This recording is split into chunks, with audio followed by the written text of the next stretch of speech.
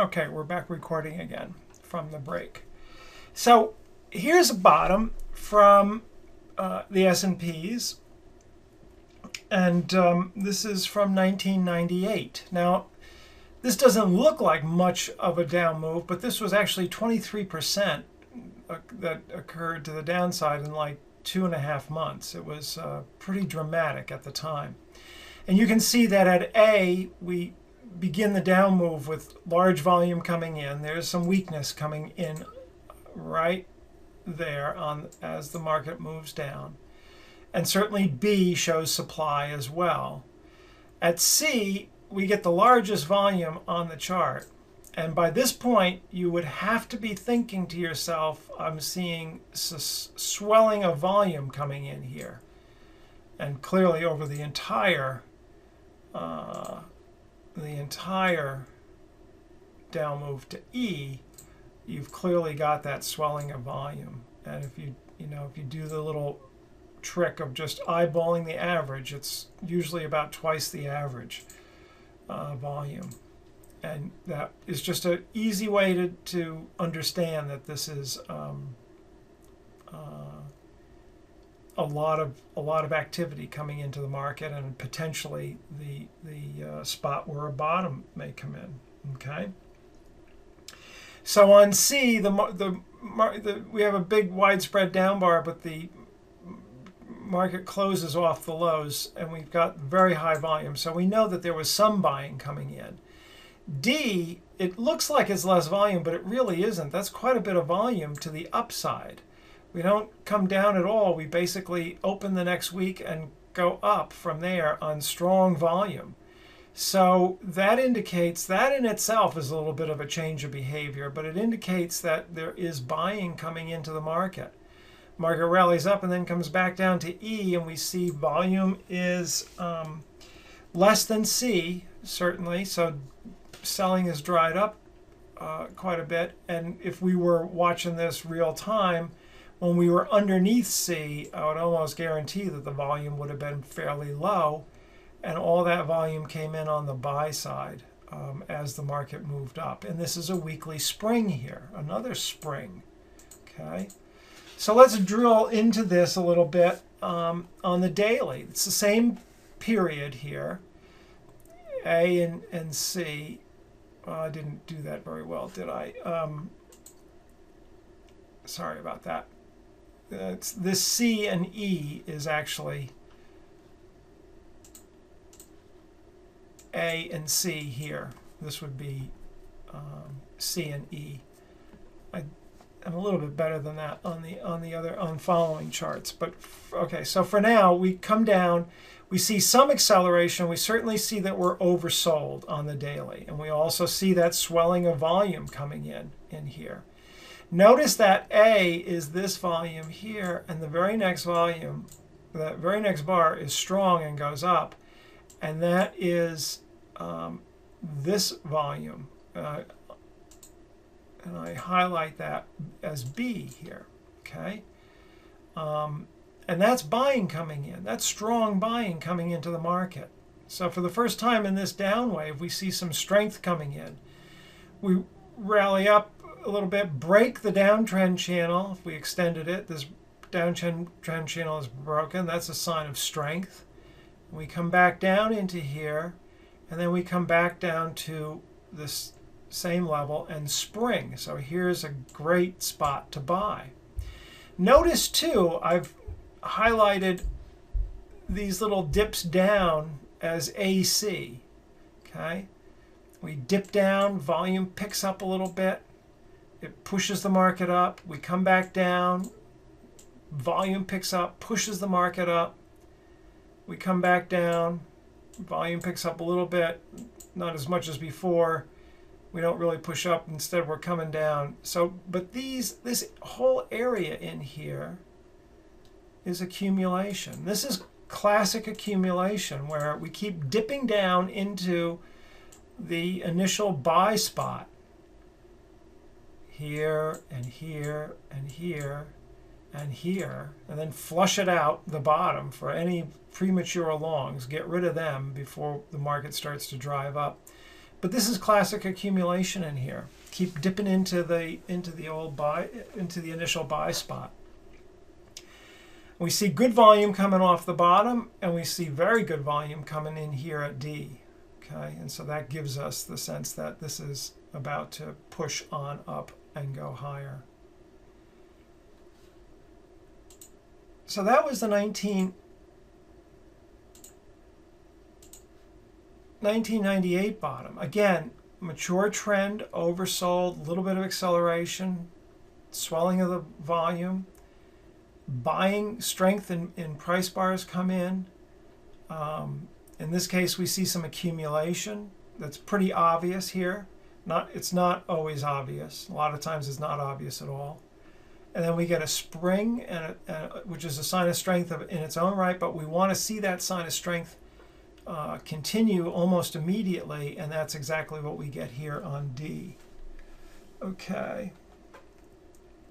Why do I call it AC? Just accumulation, just a... thanks for coming, Natasha. Natasha says she has to go. Okay, so let's look at now the 2011 bottom that occurred when Moody's and Standard & Poor's suddenly got religion and said that, and downgraded the U.S. credit, the U.S. bonds and government credit, right? They weren't doing it at all for the credit default swaps. They gave them AAA ratings, but they gave the U.S. long-term bonds and what have you a downgrade. So that shook the market out quite a bit. Look familiar to you? Does this look like the 1998? This looks similar to 1998? You bet it does. Okay, these, as I said before, these patterns are trader behavior. So I'll look at this both on the weekly and the daily. On A here on the weekly, we see strong volume coming down, so we know that this is negativity coming into the market. But look at what happens on B. You would never see this behavior if on B, on higher volume than A, and the market closes firm like this. You'd never see that kind of buying if this market were truly weak. Okay, we rally up a little bit. We don't have volume following through too much here. We come back down and then we spring on C, and the volume is substantially less than what we saw earlier, and we get that immediate sign of strength coming up. This tests in here and then continues to go on up. Okay, so let's take a look at the daily here. We don't really get a acceleration in the trend because this was just one big massive move down. So just based on not on the trend channel, but just the move itself, this is oversold in here. It's just way too much to not be oversold. We see the swelling of the volume. We see strong bars start to come in on strong volume in here. And again, we dip into, same as 1998, we dip down into that area of buying, right? And then have one more flush down and spring the market, perfect buy spot here, and the market takes off to the upside. And again, as we dip down and hit those accumulation areas, volume tends to pick up, and that stops the market. We talked about stopping volume. This is a mini little stopping volume, and then that pushes the market up higher. But the same exact stuff as we saw in 1998. I mean, you can't make this stuff up. It's trader behavior. All right, let's take a look at cable here. This is an intraday Forex chart, the pound versus the dollar. Okay, so we have a good down move, which is, I didn't put the numbers in very well, but that was a pretty good move for the pound. We see, and somebody asked, what do you do when you see the market go sideways overnight? Well, here's a good example of that. This market does trade pretty well 24 hours, so you can see it. As we come down, as we get lower down here, we can see that we're not getting, here's another way to measure shortening of the thrust. That's what this blue line in here signifies. We're not getting all the way down to the trend channel. We can draw another trend channel in here. I've got it dotted, right, and it shows. And if we were to draw that little graphic and do this, we would see that the lower we get, the less move down we get. Okay, that's why it looks kind of like a wedge. And we come down to A and we find a bottom here. And we go sideways. We come down to B. A little bit of volume picks up in here, but it doesn't push the market down. That should be your first clue that this market is not going to go any lower. We come down to C, less volume now on B, so clearly no supply. Somebody asked, where's the springboard? Here it is right here on this black arrow. We don't have a nice firm close up here, but we're just sitting right at, kind of right in the middle here. If we were to kind of think of this as a little bit of a trading range in here, we could draw like a little apex in here, a little triangle. There's the springboard right in there. And the market takes off, and we get a strong sign of strength in here as we go up. So again, kind of a mature trend. We don't get seriously overbought, but we do see the shortening of the thrust. We see the volume diminish on the shortening of the thrust. We see some of the price bars show strength in here. We come back, we don't go down any further, and then we get on the springboard and have a spring and then a test of the spring and get on the springboard right after the test and get a sign of strength from there. Okay. Here's crude oil. Boy, do these look similar or what? We saw it on the weekly, we're seeing it on the daily, and now we're seeing it on the, forget what was the cable there, 15-minute chart, and here's 5-minute crude oil. So here we do get oversold, we do accelerate in the trend, we do see shortening of the thrust, we see the volume swell. Here at B, looking at this, you would think that the market was going to go down, and that would have been a fair assumption. But it doesn't do that. It turns right around. Why? Because it's oversold. We wouldn't be able to know that. I mean, I'm not that good of a trader to be able to say, oh yeah, this is going to be fine. If we were watching this, and this is a 5-minute chart, we might try to buy it in here as it's going up. But I'll tell you what, it would be difficult to buy this. At least I think it would be. Nevertheless, we see pretty good volume. I know it's diminishing, but look at the size of the volume compared to the last rally we had in here, or in this move in here. We've got quite a bit of volume on this move up to D. Okay, so we have now a sign of strength coming into the market. And now we look for another opportunity, and we get that higher low in here in the terms of a spring, which occurs on this little bar right here, which is also a spring bar, a springboard bar. Springboards are often bars that are at the end of a sideways line here that go in, that are inside the previous bar or the previous bars.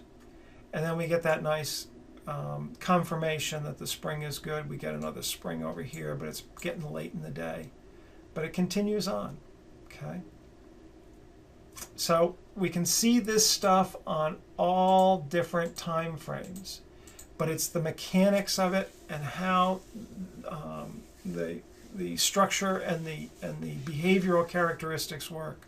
All right, let's go back to cable again, back to the British pound dollar cross rate, and take a look at this and see what we've got here. Now I'm going to show you how to do this on an intraday basis, multiple time frame basis. So we have here a 60-minute chart, okay? And we can see that on the 60-minute chart, cable is oversold. We came down here at A, pretty strong move down, and we see buying coming in at that level. We push back down. Sometimes this happens in the markets. We had some pretty good volume, but we really don't go much lower here. We rally up, not much volume comes in, we come down to C. Notice how the volume is diminishing as we come down to C. Notice also we have shortening of the thrust in here. As we come down, we're making less and less progress to the downside. Okay? So we have oversold condition, shortening of the thrust, diminishing volume, swelling of the volume where we want to see it. And then we'll take a look at this area from C to D to E. So we're at C now on the hourly chart, and maybe there's something here. We can take a look at the daily and see what we can see. Okay, so this area here corresponds to C on the hourly, and this area up in here corresponds to D, and then this is E. So I'll shift back to the hourly chart just one last time so you can see. Here we have C, D, and then the rally up to E. That's the area we're looking at because we know that we're oversold in here on the hourly chart and we're getting shortening of the thrust. So maybe a trade is there for us. Okay, so down here at C, what do we get? We get the market moves down, kind of holds in here. We see a little buying coming in, not much, but a little bit. And then what happens? We get a spring at 2.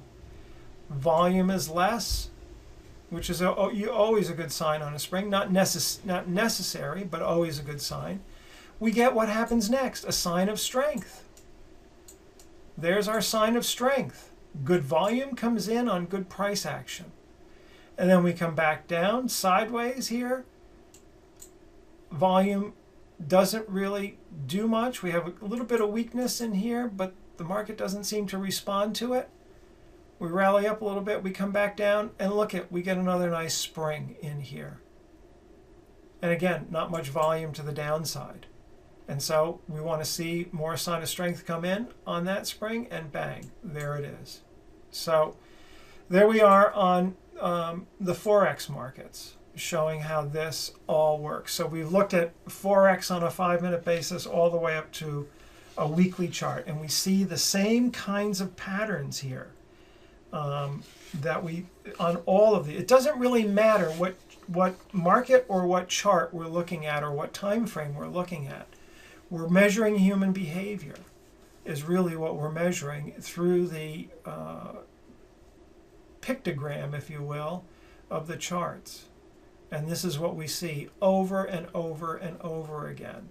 But for these springs to be,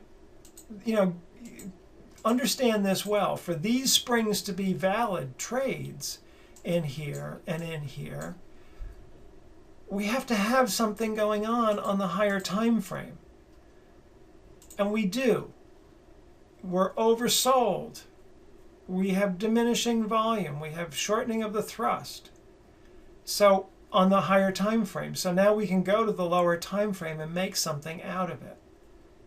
Even if you didn't take this spring down here at number 2, clearly we've got a prime opportunity at 5 here, which is D on the hourly. And let's just go back to the hourly here. We're right here. We're right here on the hourly. That's a nice move. And it even gets better. Okay? All right. Did you mean to say oversold rather than overbought in the cable chart? Probably. Yeah, if I said overbought, I'm sorry. I trip myself up a lot on those terms. Apologize for that. Did you use the term diverging volume? No, I don't. Diminishing. I say diminishing. I don't think in terms of divergences. I used to use a fancy indicator that was supposed to pick good divergences when I first started trading, and I found that divergences were the absolute worst type of trade to make, and I quickly got rid of that. And so I don't like even to think in terms of divergences. So I like to see I like to think in terms of diminish. Something is not going well. I did not see the day chart. Sorry, Roy, I don't know. Everybody else seems to. I can see what you see and or what you should be seeing, and everything looks okay. So check your connections, re-log in if you need to. On the 5-minute chart, would you go long at the green arrow to the right of 5? Oh yeah. Just based on the spring and that there is strength in the background? Well, based on the whole thing, Lars, that's what I'm trying to say, is that the hourly is telling us that there is ending action to the down move, and the smaller time frame is showing us strength in the market and now setting up a beautiful spring. I wouldn't hesitate at all to take that. But it's not just because there's strength here and a spring, it's because the hourly chart, I'm right here in the hourly, I've come back into the, I probably didn't explain this as well as I could have. I've come back into the trend channel, the demand line here, and as I come down from this point to this point, I don't increase volume to the downside. So I know that the odds are that this move is now probably over, this down move. Okay?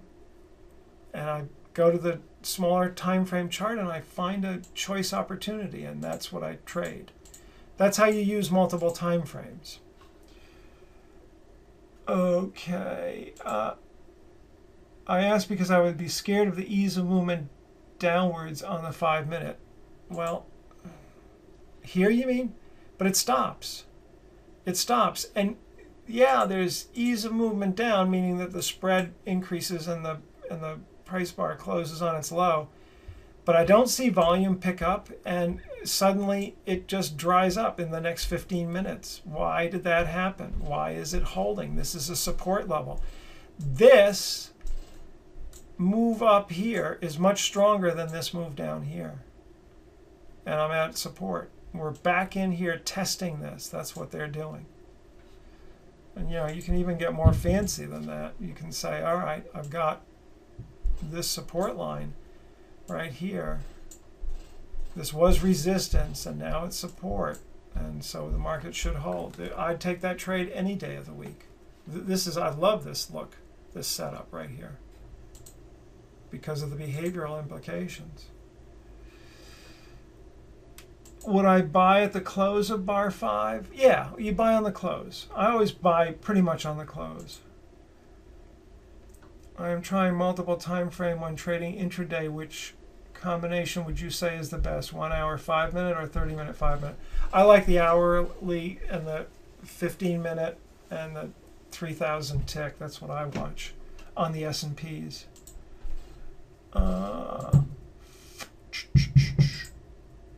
Strengthen the 60-minute, supporting the 5-minute. Yeah, you want to be looking at the higher time. You want to be trading the higher time frame.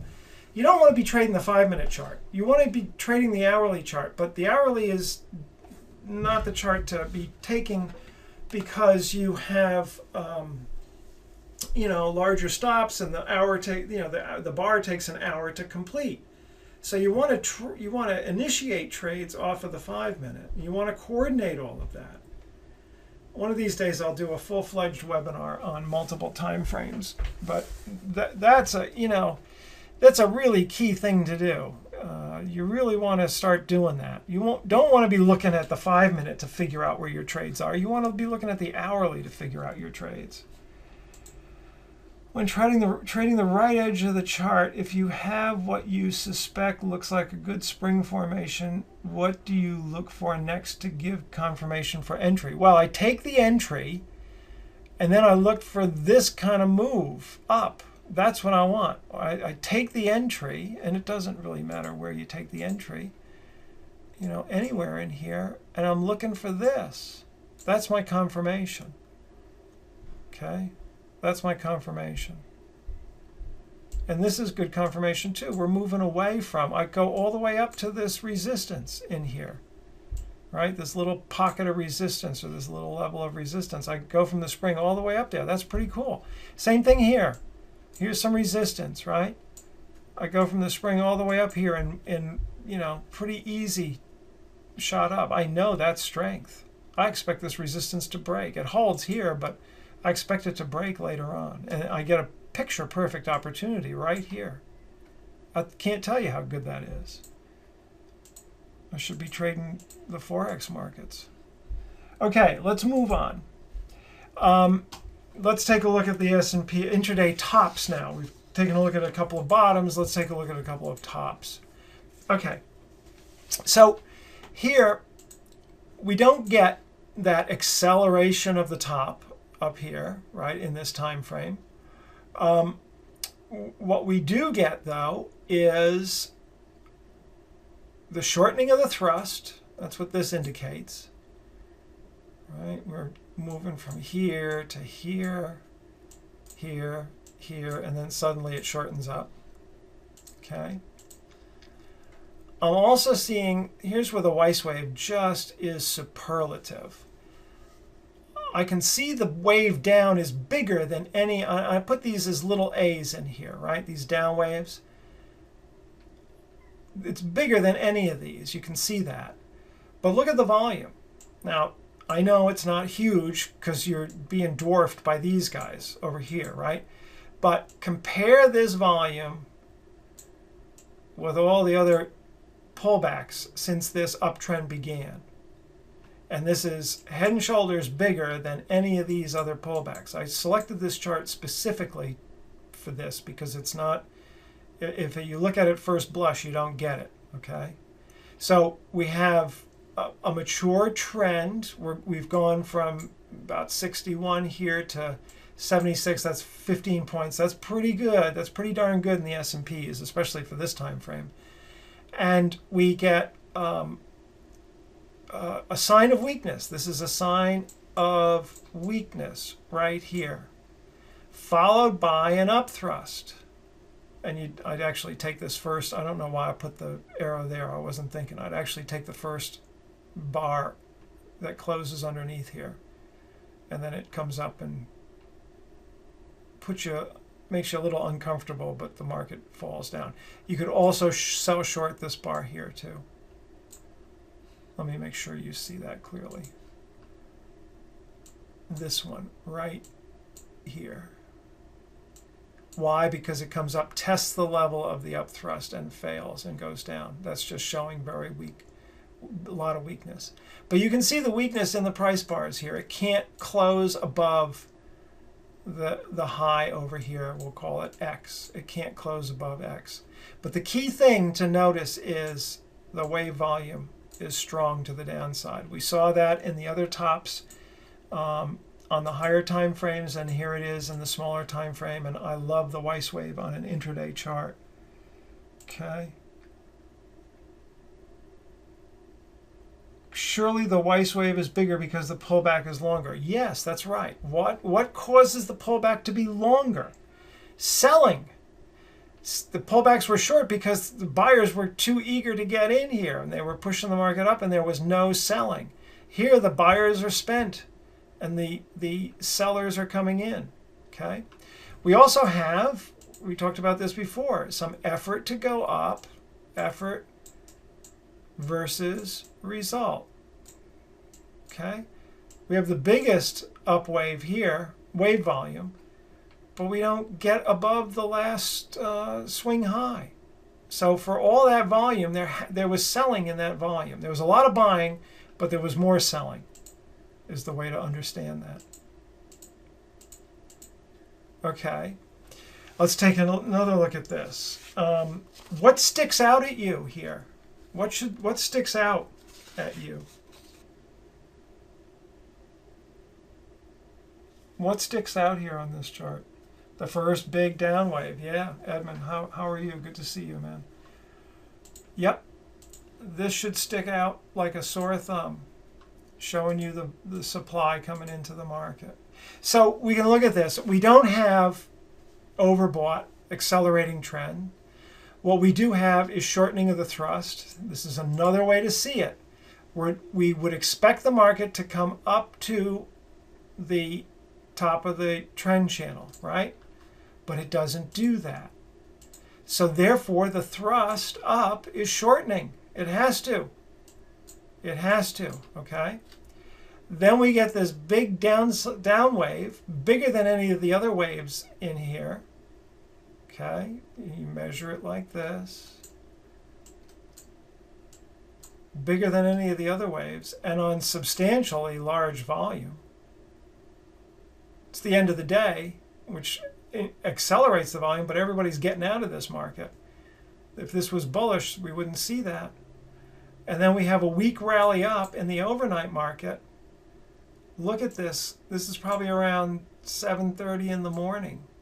Okay, the end of the London session, pre-market for the US. And look at the upthrust that occurs. Upthrust after distribution from yesterday. And the sell short is right on that bar there. Picture perfect. Picture perfect. So we don't have the, we've got a mature trend. We've gone a good 10, 12, 15 points here. In the S&Ps, that's a good move. We don't have acceleration. We don't have overbought, but we do have shortening of the thrust. We have a sign of weakness by the size of the down wave and certainly the volume. And then we have weak price bars, and we have an upthrust on a lower high here after a lower low. And then the market just tanks. Okay.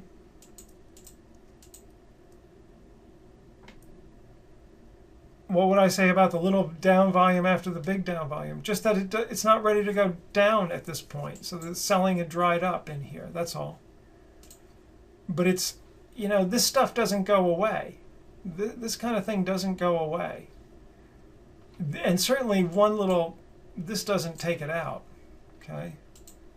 It's not to say you couldn't buy this in here if you wanted to. Didn't get you much. It was like about a 6 or 7 point move in the overnight market. I mean, it's telling you that it's not going to go down. But what you're looking for after this, you're trying to stay a couple of steps ahead of the market. And what you're looking for after a sign of weakness is a reason to go short. And this is your reason right here. Okay? Is that drawing out the bulls? No, it's just, you know, it's coming back up and testing up in here to see if there's any more demand. There was buying on this coming down because of the high volume, but there was more selling, and so they come up and they test it. The market's always testing to see if there's still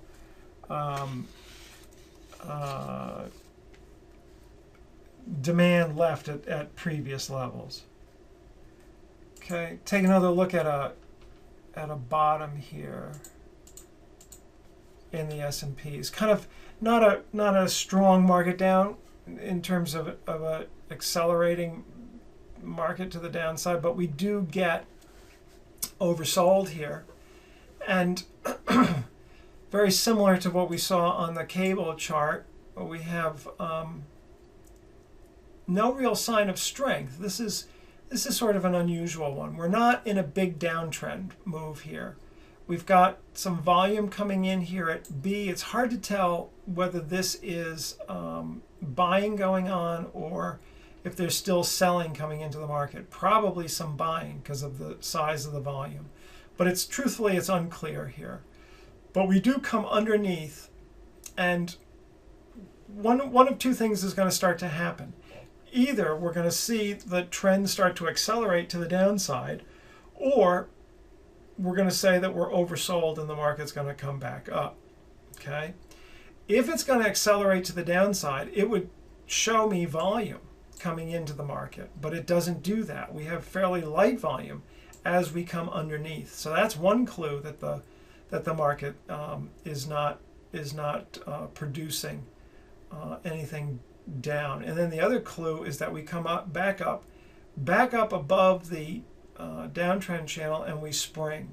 Okay, so this bar right here would be an okay buy, and mainly because we have diminishing volume here.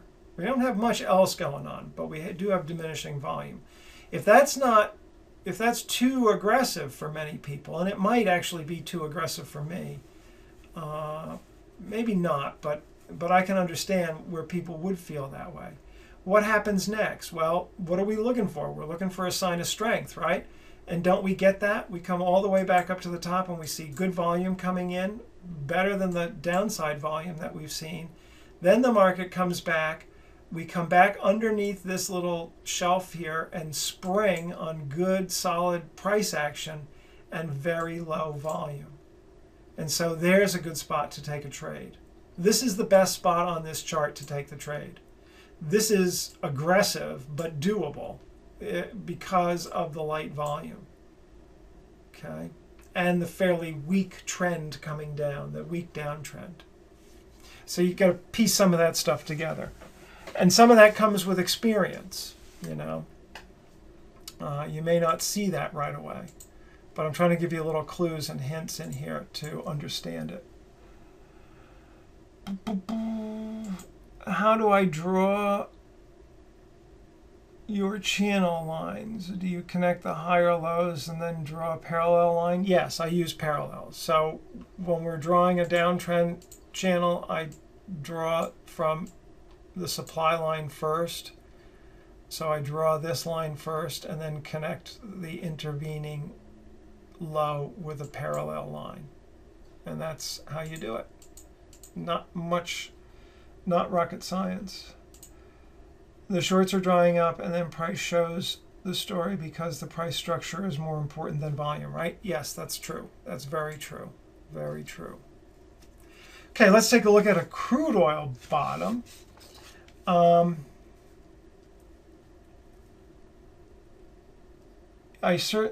normally do not see a lot of Forex charts with the Weiss wave. Is that because Forex has tick volume only? Yeah, intraday it's got tick volume, but that's fine. I've read more than one study about tick volume, and I've read them going back into the 1970s and 60s, 70s. In commodities, we didn't have actual volume for a long time. It was always tick volume, and it's correlated. I've seen stuff anywhere from like the high 80s into about 95%. Correlated with actual volume. And somebody did a study in the last year or two. They do Forex trading exclusively, and they do a lot of research in Forex markets. I forget their names now, but it was published in one of the trade journals, and it was well done. I read the how they did the research, and they took actual volume they have volume from some of the major banks, and they correlated that with tick volume, and they had like in the low 90s. So, you know, that's good. That any correlation that's above 75 is a really good correlation. 1-to-1 means it's equal. You're going to see variation. You're going to see variation between different data feeds on regular volume. So, Forex people get the idea that they don't have volume, but they really do, and it's in the form of tick volume, and it's perfectly good. Okay. It was as high as 90% with the cable. Yeah, it might have very well been as high as 90%. There's some sort of a zigzag function. I don't want to get into that at this point. Because that's taking us off topic, and I can tell I'm going to be at least another half hour here. All right, so let's take a look at the bottom in crude. We are close to being oversold here. We're getting down towards the trend channel, the bottom of the trend channel. We certainly see the high volume. We've got shortening of the thrust coming down. Sometimes it's really useful. It's hard to see this, that we have shortening of the thrust here. But one clue is that it pulls off of the trend channel a little bit. Then we get that sign of strength. So look at that. That's a picture perfect sign of strength. I mean, this is textbook. Solid volume coming in. We break the downtrend channel nicely. We get a big wave up. Everybody see that nice big wave up? Much bigger than the earlier waves up, right? Much bigger than the earlier waves up. It's like 3 times the size. That's a sign of strength. So now that that's in the background, we want to trade this. And so here's a nice low volume pullback, great bar to enter on, a nice strong bar to enter on. Here we get a spring. You can either enter it here or on the test of that spring. Either one is fine. So you have a couple of nice opportunities. So one of the things to remember is that when we get a bottom in place, or a top for that matter, that you don't have to get in right at the bottom. You know, this is hard to get in here. We don't have a good entry in here. All you got is shortening of the thrust, and we're near the bottom of the trend channel. We don't have a sign of strength yet. But here we do. And so what? So you missed this, but you got all of this if you held it. Okay? Okay, let's do some bar by bar now. And we'll take a look at also integrating some multiple time frames. Here we're going to work with General Motors, a well-known stock. Okay? This is kind of interesting. Monthly volume is not, I don't know, Wyckoff never looked at volume on the monthly chart. I don't really look at it either, but I put it in here because you can still read it. It's kind of interesting. We come down, we're closing off the bottom, so some buying came in and very high volume has come in here. We make our way down a little bit lower on 2. We see volume diminish. Also notice, because this is a monthly chart, there are waves in here. You know, if you can see in between daily waves and weekly waves. And so what's actually happening in here is shortening of the thrust is occurring on the smaller time frame. We'll probably see that. I forget now what the chart looks like. But on 3, we get strong buying coming up. Not lots of volume, but certainly in price action. We come back down and test that at 4, very low volume. We come up to 5. We rally back up to the top of 3, and typically in one of these bottoms like this, we're not able to go much higher up. We're not doing a V spike reversals, but we're going to build some accumulation potentially. And so we come back down, and notice as we come back down on 6 and 7, volume's not really expanding. Certainly look at 7, it's kind of drying up here. And then at 8, we get a monthly spring here. Dips underneath the lows at 2 and 4, and then closes up. And look at the volume. There's no more supply here. Okay?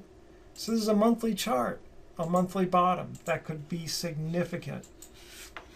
So let's take a look at this on the weekly chart. And so this corresponds to the why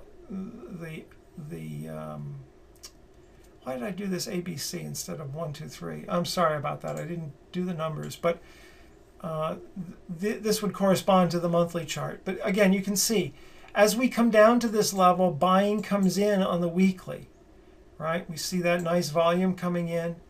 We come back down to B, and we see volume dry up down here. Still, we see buying, and we're holding in here pretty nicely. We get a good rally up, a good sign of strength. This goes up above, I guess this would be 3, and this would be 5 on the monthly chart, to give you a sense.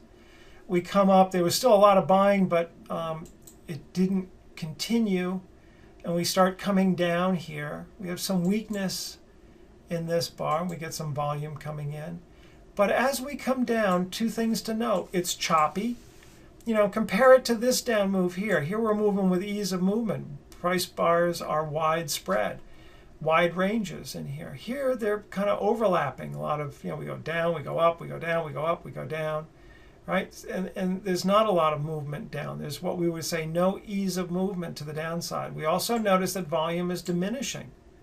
And we come down here to D, and we have all this volume in here. There's just nothing. There's no volume. And actually we dip underneath on this week, and look at how low the volume is. A holiday, or not a holiday, but summertime. And it's just begging to be bought. Just begging to be bought. Okay, so you can confirm what you think you see on the monthly. And then we come down here to the daily chart, and we see no oversold condition in the trend channel, because remember on the weekly it was sort of a lackluster move down. But on the daily, we see that there's shortening of the thrust in here.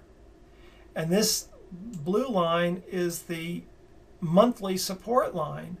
And look at what happens on the daily. So there's your buy right there. And if you didn't like that, you wanted a sign of strength, here's our sign of strength. But remember, springs are a sign of strengths in their own right. Up thrusts are signs of weakness in their own right. But we want to see it followed by a sign of strength, and we do. We see good volume coming in, move up. So you got another opportunity to make a purchase in here somewhere. Okay? As we pull back after the sign of a strong sign of strength, and we see volume diminish again. Okay, so that's coordinating on 3 time periods. Let's take a look at cocoa. Again, multiple time frames. And we'll look at the monthly chart first here on cocoa. And we can see A, B, and C. We see the shortening of the thrust. That should be obvious. As we go up to A, we're going to look at A first, then we're going to look at C. So as we go up to A, we see that we're overbought in the trend channel and we've accelerated up. Okay, and we also have a little shortening of the thrust in its own right, because we go from this level to this level to this level. And it gets smaller as we go up. And we also see that diminishing volume. Okay? Same stuff. So here's the same area, A, on the monthly chart. But now we're going to look at A on the weekly chart. Okay? So what do we see? Rally goes up. What's 1? That big sign of weakness, the biggest down bar on this chart. Okay? So that should immediately flag anybody trading this market. We want to now look for an opportunity to go short. So we start to rally up here, and at 2 we get volume coming in underneath here, underneath the resistance. We'll call that X for the moment. And then as we push up above X, what happens to volume? It diminishes. And remember, we're shortening the thrust here. We see shortening of the thrust. We don't know it until 5 occurs. We don't know for sure. But on 5, we get a gap down. Oh my goodness, look at this. Weakness. Talk about weakness. Or 4, rather. And volume picks up, of course, and continues on 5. We come back up at 6 and test. We don't see volume pick up like we did here at 2 coming in this area. Last time we were in this area to the upside, we had this big volume. Now we come up to the same area, the same level, and we don't have that kind of volume. So we see the market start to come down, and then we come up here and look at this, no demand after an up thrust. So we have the up thrust and then a no demand test of the up thrust. There's your short. There's your picture perfect short opportunity right there. Okay, for a nice down move in cocoa. But let's go to the daily chart now on this. We can see that it's the same area. We can see that weakness coming in at 1. We can see that big volume building up. We see the volume press up here even more clearly, but then once we get above X, again we'll call it, volume just dries right up. Okay? We see on the last 2 bars here, A and the bar before A, a pickup in volume and no ability to move up. So now we come down on that gap and we see the big sign of, this is a big sign of weakness here in its own right. Okay? And now we come back up here on 5. We have an opportunity to short here. But as I said, the best short is really in here on 7. And so we would drop down to the daily chart and make our short in here. Okay. Again, coordinating these. Okay, back to the monthly chart. Let's take a look at C here, the area of C. Okay, just this is it's going to be this area here. It's upthrusting B. And we're going to take a look at the upthrust of B on the weekly chart. Interestingly, we start up pretty strong here on 1. But look at what happens. We get more volume coming in on 2, and look at the closes. They're poor. So this is trying to break through the supply that we saw over here. Okay? And it's saying that there's still more supply in the market, but they're closing poor. But we're not immediately rejecting, because on 3 we rally back up. So there has to be some, so now we know that we're not going to just die off here. We're going to go a little bit higher. But look at what happens on 4 and the bar after 4. Just the volume is diminished here as we approach resistance. B is resistance, right? This is where supply came in and stopped the market before. So if we don't have good volume coming in on here, we're not going to be able to push through. There's no way. And then look at C. This is the upthrust bar right here. We get a pickup in volume, and we come down, we go back up, and we close poorly. We close underneath B. Okay? And we get immediate gratification on D. We get in the bar after D, we pick up volume all the way down.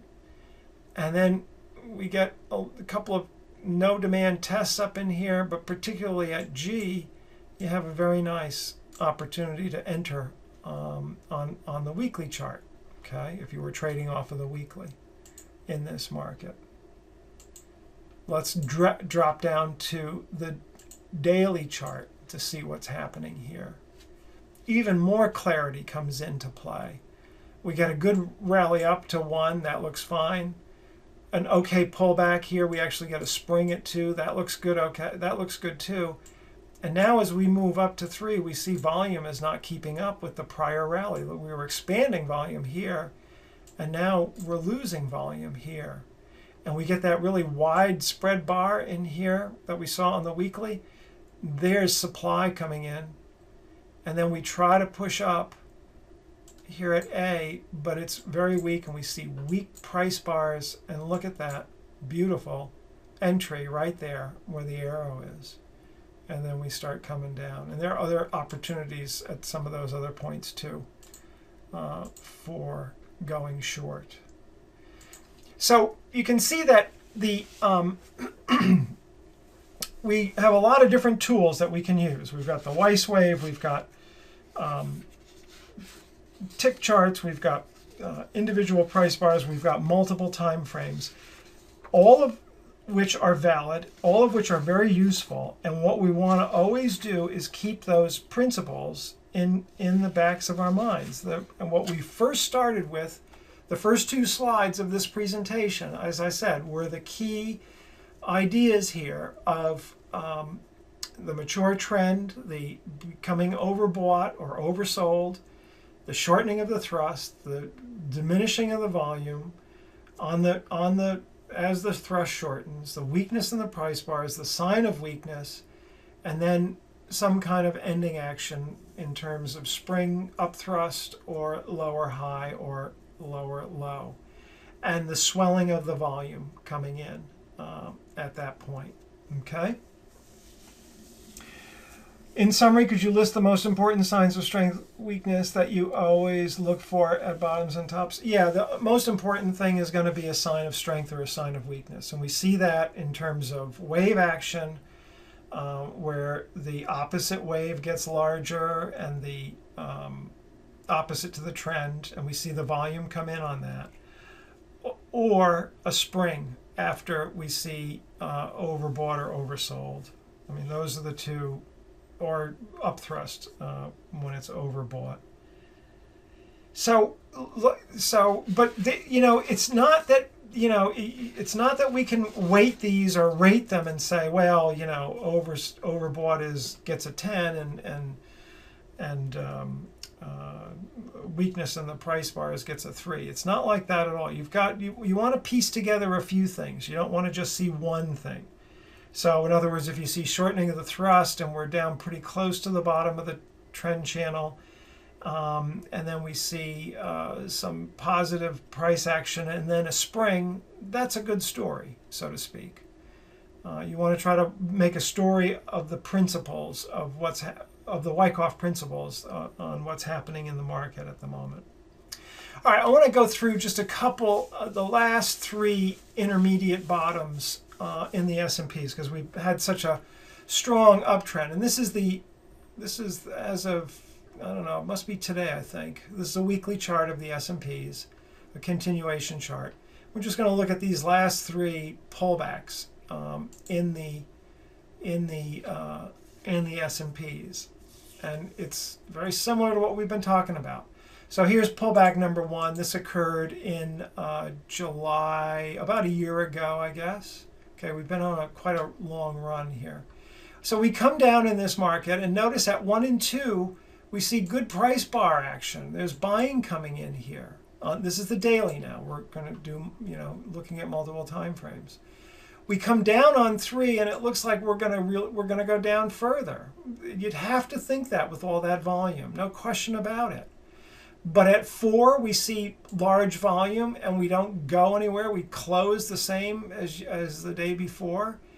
And then the next day at 5, pretty similar volume, still pretty high volume. And now we've got this idea that we've got some swelling of volume here, and yet we're oversold in the trend channel.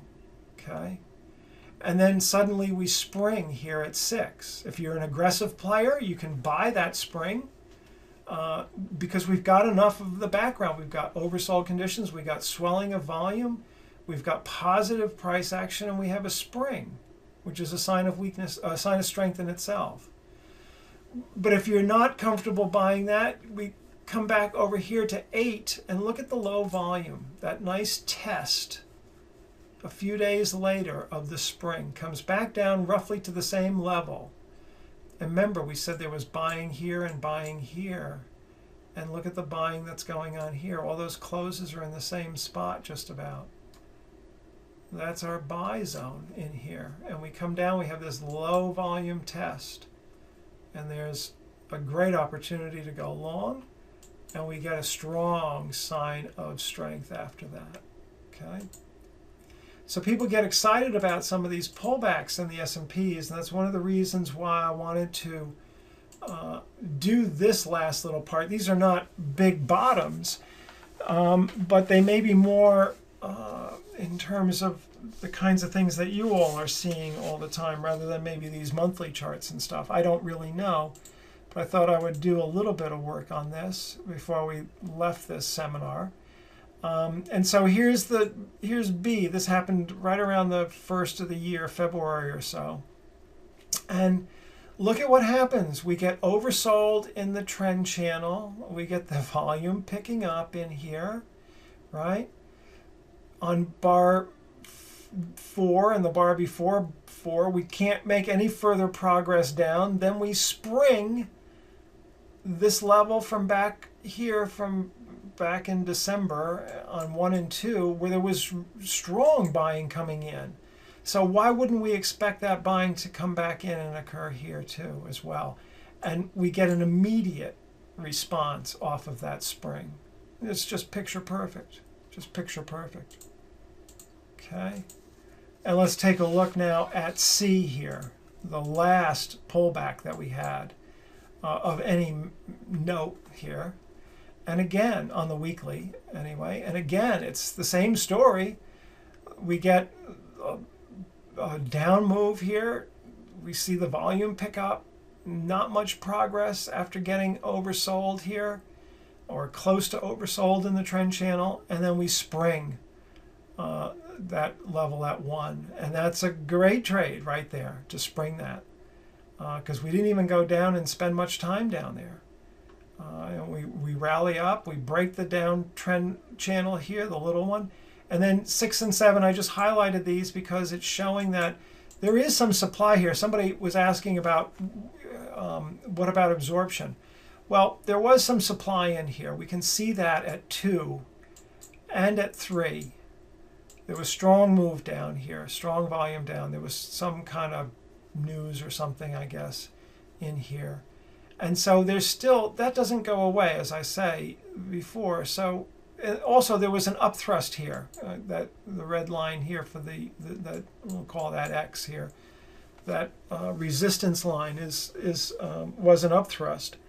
So there's a little bit of weakness in here, and the market is going sideways to absorb that, and it does that for a couple of weeks. But these bars here indicate there's still a lot of strength in this market, and that's eventually how it all resolved itself. We get a little shakeout here, which would make anybody pause with that kind of volume, but then it immediately is followed by strength, and the market goes up. Let's see some comment here.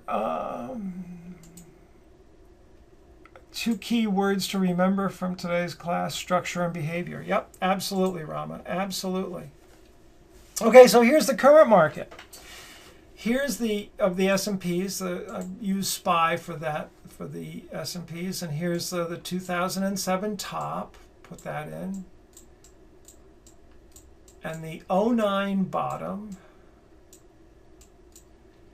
And then we had this little top, which wasn't really all that much, but the 2011 hiccup here with the credit default. This was the flash crash here. So what do you think? What do you think about this? Are we seeing any major sign of weakness in here at this point in this market? After going up for 1, 2, 3, 4, 5, going into our 6th year in a row? No, right? Nada. That's right. Nothing. So even if you're a day trader, it helps to look at the higher time frame. Okay? It helps to look at the higher time frame. But let's put some trend channels on here, because you do need to be aware of this. We are seeing some acceleration of the trend. I don't see any sign of weakness in here yet. I don't see any shortening of the thrust or anything else. And we're not overbought per se up in here. We probably still have one more push up to go. But the main money that could have been made out of this uptrend is probably behind us. Not to say that more can't be made to the upside, but we're getting probably close to coming in, at some point in the next few months into a top. So just be aware of that. Be cautious of that, okay? Because we are accelerating. We have one thing coming in here to play, but we don't have enough to certainly not enough to say, okay, let's go short now. All right, so let's just take a look about what we talked about, the structural and behavioral characteristics of tops and bottoms. And as Rama says, this is probably the most important 2 words to remember from this. We've looked at a lot of the major tops and bottoms in recent days. I didn't go all the way back to like 87 and all of that, but there's not a lot of difference. You get the idea. Okay, you get the idea. Springs and upthrusts. If you don't understand this by now, I probably can't help you too much, but these are really crucial. We see these all the time. So what you want to do is integrate the idea of a spring or an upthrust on a smaller time frame with a larger time frame chart and the background or the structure of the market. Okay, even on the same time frame, you want to do that. We talked about upthrust after distribution. We saw a few examples of that. It's not as common as just straight ordinary upthrusts, but upthrusts after distribution kind of have their own melody to them, and they're very important to be aware of. Okay. We talked about some entry ideas. Not a lot. But you know, drop down to the smaller time. The basic idea is to drop down to the smaller time frame and look for some strength to come in. We talked about the use of the Weiss wave. I didn't show you anything on the Weiss wave on the higher time frames, where it is very, very good as well. But where it really excels is the intraday charts, especially when you use them in combination with tick charts. They can certainly be used with a smaller time frame, like a 5-minute chart as well. We looked at multiple time frames. I think this is really important to do. Otherwise, you're just trading random stuff. You know, it's noise more so. You're trading off of one time frame is really not a good idea. Really not recommended. You want to look at multiple time frames as much as you can. We looked at bar by bar reading. That's critical too. Not just the principles that come into play, but you got to be able to see it unfold, and you have to be able to know when the right time is to pounce on your market, so to speak. And then we looked a little bit at current market conditions, including the recent bottoms that occurred in the market.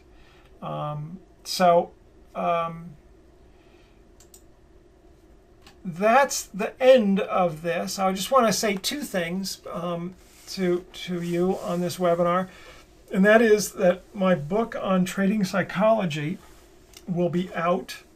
They say December 3rd. We'll see. But it's being published by Wiley in the Wiley Trading Series, so I'm pretty honored to be in that. And it's all about cutting-edge psychology. For those of you who don't know, I am a psychologist. I have a doctorate in psychology. I started out as a clinical psychologist and also worked with a fellow who is a sports psychologist and learned that for performance and have equated it to trading. And so I keep up pretty well on all of the current stuff in psychology, all the current research. So there's a book, this book will be out on trading psychology. And there's not too many of them out there, so hopefully this will be helpful to people. The other thing that I want to say is that we haven't been doing much with the website, and there's two reasons for that. One is that I've been working on the book. It took me 2 years to write. It was a serious undertaking, and I couldn't do a whole lot of other things. And so something had to give, and one of those things that gave was the website. And the other thing is that we are now just are about to hire 2 people, a webmaster and a designer, and spend a fair chunk of change on revamping this website. So you're going to see a new look, much better functionality than what's on there now. And once we get it going, which should be early this fall, we'll be doing a lot more posting on the site. I'll do more trading psychology as well, and we'll be doing probably 1 or 2 free webinars a month on top of it all. One on trading psychology, or one on Wyckoff and one on trading psychology. So you'll see us be much more active with a brand new shiny website, which we're really excited about. We think it's going to be a really nice product when we get it done. So the website is still the same. It's tradingpsychologyedge.com.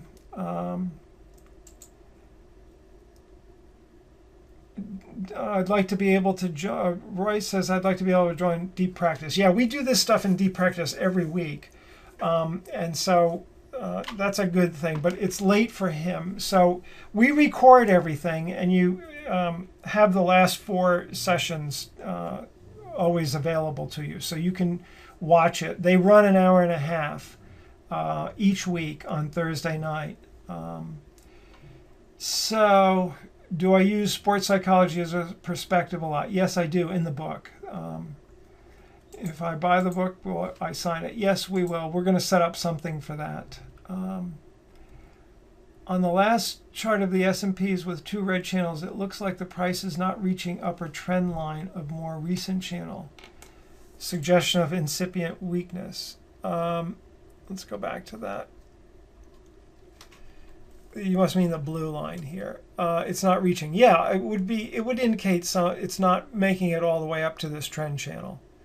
it's kind of 601 because you are at the top of the other trend channel and you're pushing up through it. So there's still a lot of strength here. It's too early yet to be thinking about this as a lot of weakness coming in. All right, let's see. Any other questions before we close it down? I appreciate everybody coming in and partaking in this webinar. I hope you got something out of it. I think Wyckoff is a brilliant piece of work. You know, his body of work, which is fairly small, is absolutely genius. And people like Tom Williams and David Weiss and a few others who've written about Wyckoff have also made some major contributions. And I hope that you got something out of this. I hope that it will be of help to you. All right, everybody. I don't see any other questions, so thank you very much. I appreciate everybody coming in. And good trading, everybody. Trade mindfully and look for those tops and bottoms. All right, take care now. Bye-bye.